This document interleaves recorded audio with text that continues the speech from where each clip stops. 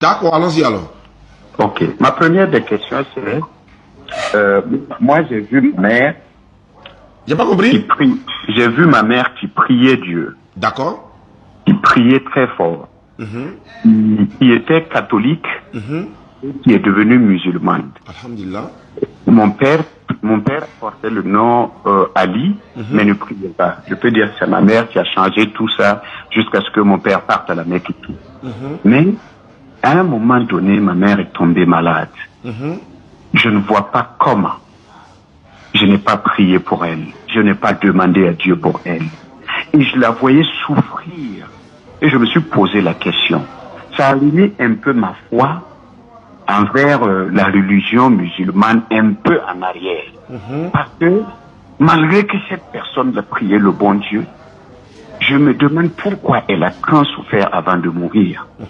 Ça, c'est ma première question que j'ai pour. D'accord. Alhamdulillah Rabbil Alamin, la souffrance en islam est une épreuve. Allah dit dans le Coran, pensez-vous entrer au paradis alors que vous n'avez pas suivi des épreuves?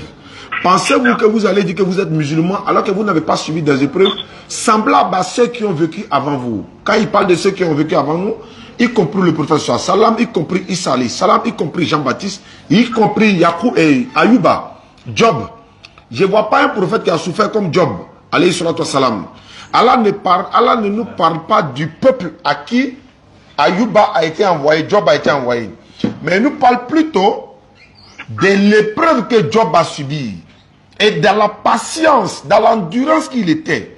L'épreuve est c'est comme si ça peut être un moyen d'accès au paradis en fait. Mais dans l'épreuve là, il y a l'imam qui nous disait comme ça, Allah éprouve les personnes qu'il aime. Et pour te démontrer aussi son amour, il te met à l'épreuve. Donc, l'épreuve de la maman a souffert avant de mourir. Cela ne veut pas dire qu'elle n'était pas croyante. On peut être bon croyant et puis souffrir. On peut être même mécréant et puis bien mourir. Mais ce n'est pas la manière de mourir qui fait sauver l'homme. Tu peux mourir dans la souffrance et puis obtenir le paradis.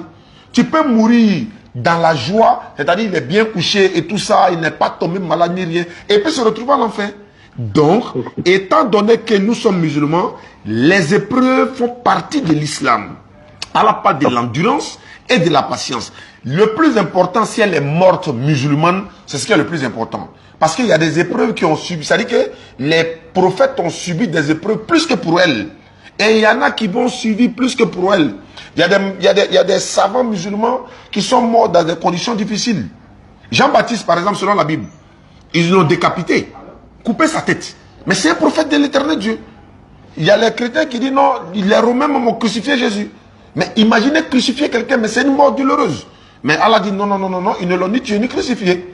Mais si Jean-Baptiste a été décapité, est-ce que cela pour autant il ira en enfer? Non, ce n'est pas sa manière de mourir qui va l'amener à l'enfer. Non, on peut mourir de façon atroce et puis se retrouver au paradis parce qu'Allah dit dans le Coran, vous pensez que vous allez dire vous êtes musulman et puis vous n'allez pas être éprouvé. Donc ça fait partie de l'épreuve d'Allah, Inch'Allah. Ok, je suis d'accord avec vous pour cet éclaircissement. Ma deuxième